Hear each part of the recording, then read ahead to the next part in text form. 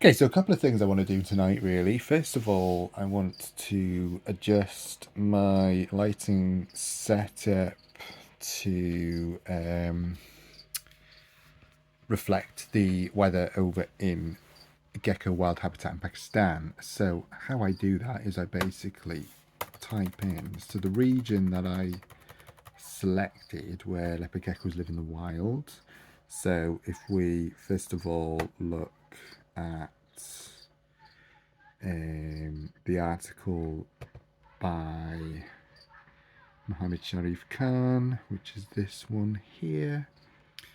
And if I just scroll up, I have shown this in an earlier video, but this is like the sort of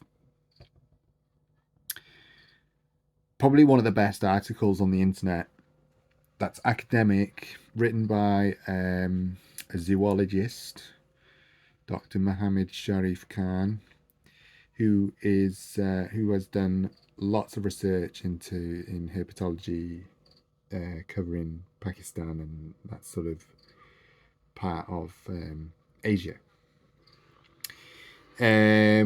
So anyway, without going into too much detail on this, I just want to show where it says on here where they're from. So here we go. Distribution in Pakistan, widely distributed in Pakistan. So figure 13, okay? So let's go to figure 13. So stretching from the plains of the Himalayan foothills and Balochistan tableland up to 2,500 meters elevation, okay? So, quite a large area, right? Punjab, Sindh, Hyderabad. It's a large area, and if we look at the map,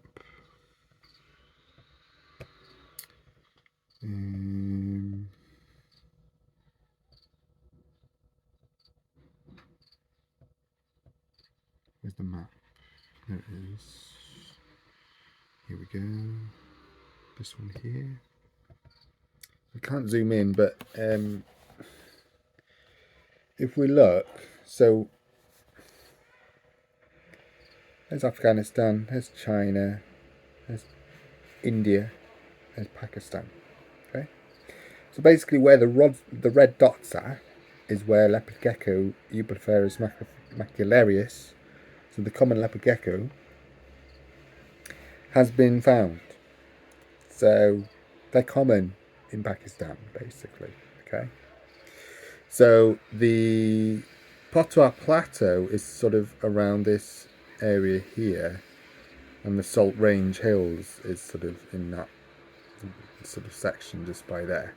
Okay, and then further north you're going into the kind of Himalayas, in the sub-Himalayan foothills, and Nepal, which is another habitat where another country where leopard geckos have been discovered in dense, dry forest.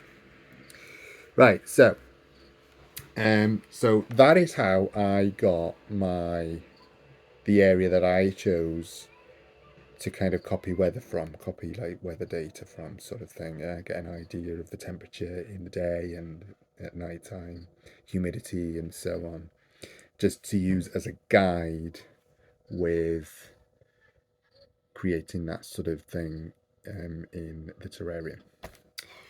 Okay, so then I go on to a website. So I type in Google weather in Nali, which is a little village in the Kushab district. So Kushab, Punjab, Pakistan.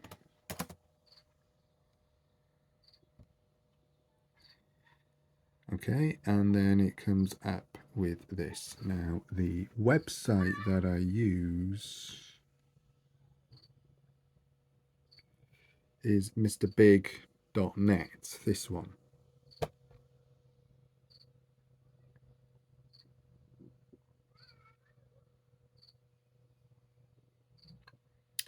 So Tuesday 9th of May,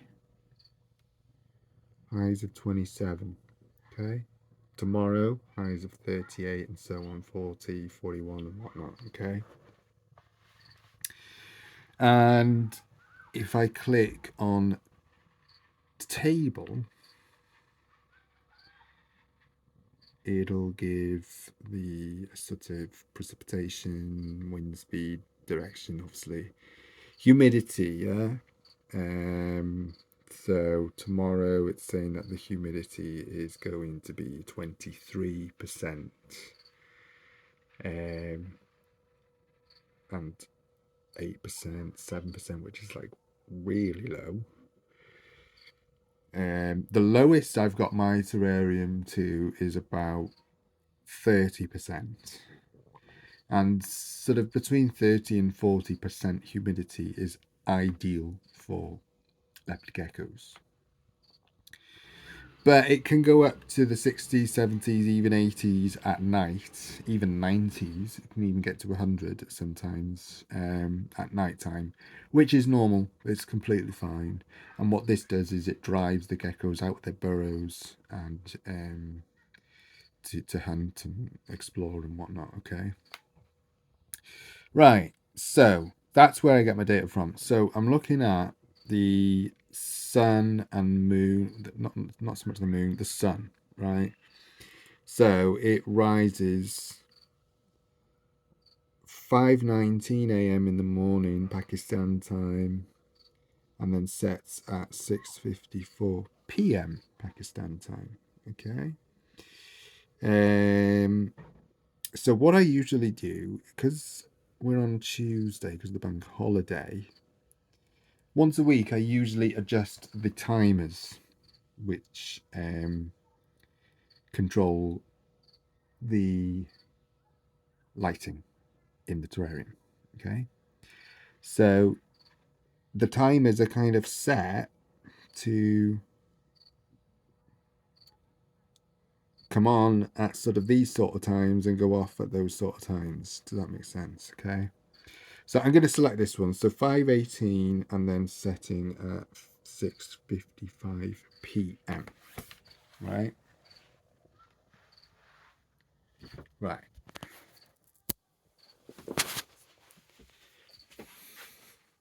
So these are my timers. Now you can see that I haven't bothered changing because it's actually 6 p.m. now, but that's on summer daylight saving time. But this is still this. I didn't change it. I just didn't bother because they don't change it in Pakistan, so I haven't changed it here. So kind of like an hour behind, but an hour in. So it's actually 5 p.m. guys. Okay. So this timer is for the big grow light at the back, the LED grow light. This timer is for the heat lamp. Yeah.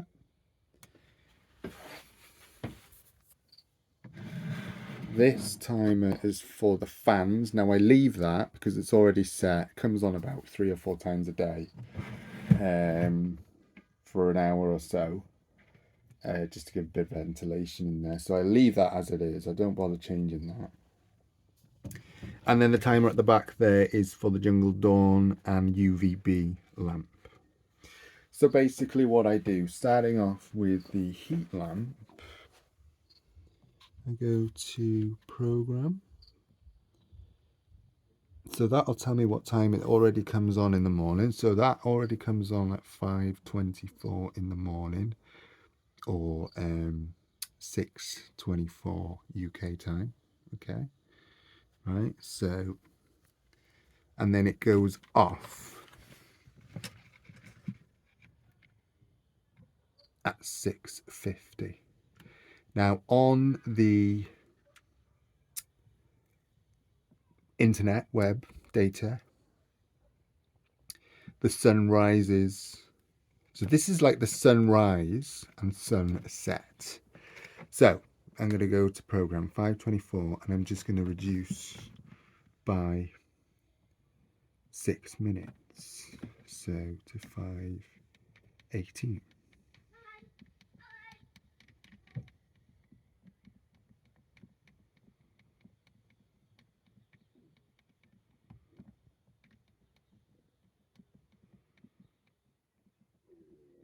So there we go. So that's 518 now set. And then off 650, that's going to increase to 655. So the sun rises at 518, the sun sets at 655 Pakistan time. Okay. So then what I do is with these ones, there's usually about half an hour gap. So that one will come on first of all, followed by the Jungle Dawn. So it starts off with the orange light, so the heat lamp, and then the UVB and the Jungle Dawns. There's one there, and there's one there, and then there's the UVB, which is here. These three are all connected. They're all interconnected, so they all come on at the same time and go off at the same time. Okay, which is kind of cool because it saves on like wires and plugs and faffing around. So, so that's the Arcadia Jungle Dawn UVB Pro T5 and the other Jungle Dawn here. Okay, and then at the back, so the last one that goes. Hang on, sorry. Sunrise. So this one's on first, followed by these ones about half an hour later, followed by the big one half an hour after that. Okay, and then at night time, that one goes off first, and then half an hour later these go off, and then half an hour after that that goes off approx. Okay, so we've done that one. So the next one is Jungle Dawn UVB.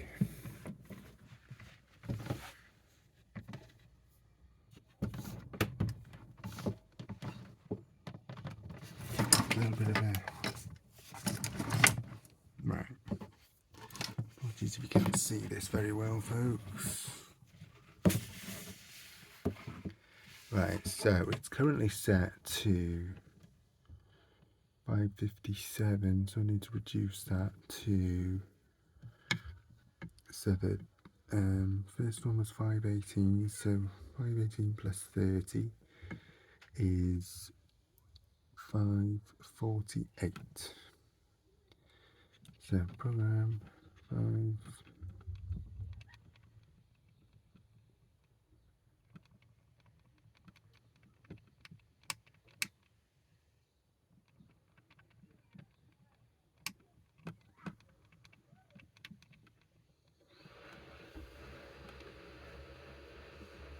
So that noise in the background is my neighbour washing their car.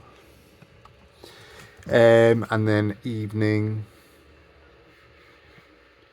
so it goes off at 6:30, so I'll just reduce that down by 5 minutes.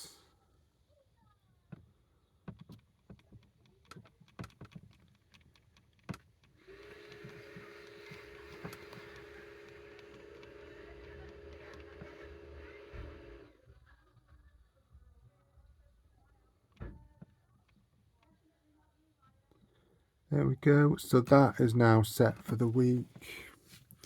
And then finally this LED plant grow light.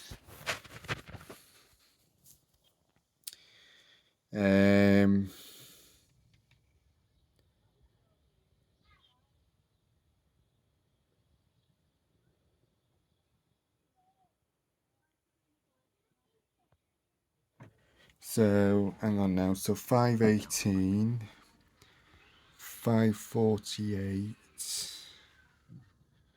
and then half an hour, 548, that's 518 again, isn't it? 618, sorry.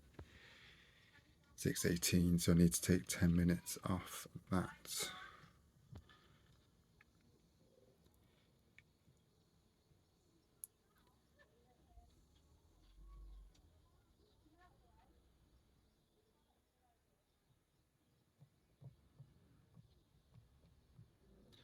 There we go.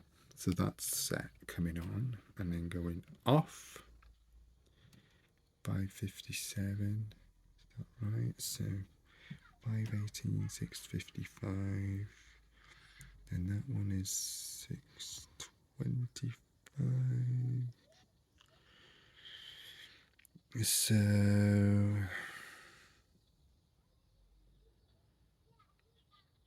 I don't know. This is where I get a little bit confused. Right. There's too many numbers involved. So that one came on at 5:18 a.m. followed by a one behind half an hour later, so say 5:48, and then half an hour after that, this one comes on. So this one, so there's usually an hour between. If I just check that one, did that one go off at 18:55? So this one needs to go off.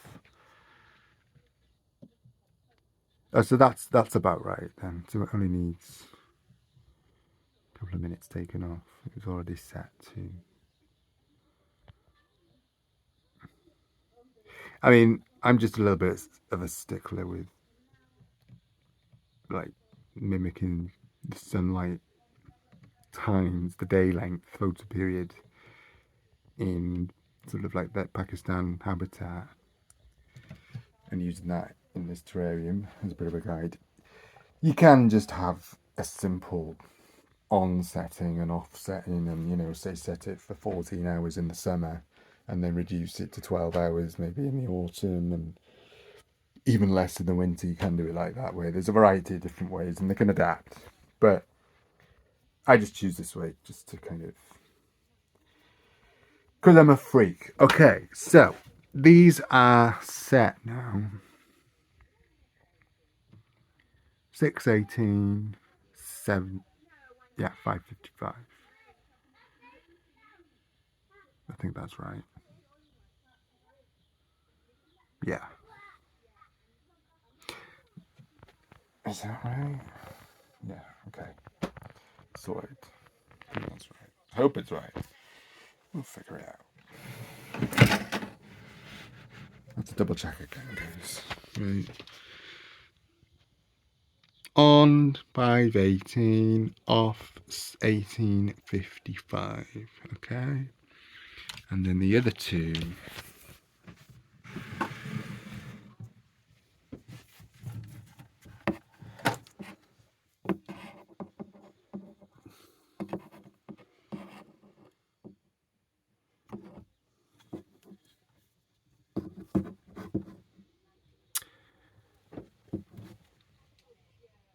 On 5:48 in the morning, and then off at 6:25. Yeah, so that's about right. That's perfect. So this one is on 6:18 and then off at 17. Yeah, that's fine. Perfect. Right, so that's how I do my lighting. Right, this. Oh, so following from my previous video, I showed you how I water the setup. Okay, so I let it dry out completely, and then I sort of like gradually water the whole tank. Okay. Oh, I've got a cup of coffee here, which I almost forgot about. Bear with me, guys. You know, priorities.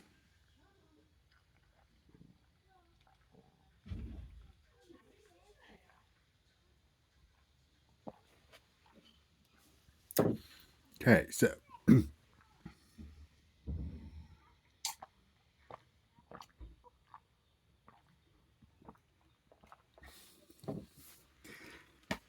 yeah, this is all like completely live, by the way. Okay. I don't really bother editing. Look what's popped up here within the last couple of days. So I watered this, and the other day it was like really dry. It was showing really dry patches. Look how, I know you can see the reflection in my shirt, but you can, hang on. You can see how darker it's gone, and that's because it's moist. So the water sort of seeped through and then rested on the bottom here, which is the drainage layer. Yeah. and then that has sort of slowly diffused through the soil. And look, and also the worms and everything would have sort of um, helped, move particles around and stuff. So this whole like substrate now is nice and moist. Okay. And then I'll go through a period now of drying that out. And then we go back to square one where we add more water again. Okay. But in between that period, I still give the plants a little spray mist. I rarely do so on this side because this is the arid area. So these don't need watering that much. They can go ages without water, months. The area that I do regularly spray mist is, and to allow access for my gecko to drink, is this area at the back there, the humid sort of subtropical zone, okay, where the ficus tree is and the sansevieria, okay. So yeah, so they get spray misted, but a couple of days ago I gave it kind of like a deep watering, and it's had a couple of days to rest and settle, and then this has popped out, which I'm guessing logically, looking at the leaves, it looks very much like the part of the Sedum corticola, which the base of it is there. So it's obviously a root has gone. Look, there's another one popping there, look. So these are just literally I'm noticing now. So that is good, because I honestly was getting a little bit worried about that plant. I thought it was slowing down. But it's obviously not. It's spreading, and look how it's spreading. It's just popping up. So that is exciting, guys. So it's really appreciated the watering. Okay. Another project that I want to do, but I'll shoot another video for that, is just, not that it needs it desperately, but I just want to kind of bury this tunnel that I made underneath the soil more, so it looks more natural. So yeah, I was going to do that like tonight, got carried away with this video, so and it is, the lights will sort of, still got another bit of time. So yeah, that needs doing, just to bury it under the soil a bit more. Not that it needs it, but just too much of a perfectionist, guys. But anyway, it's all looking good. Yeah, cool. Right, over and out, guys.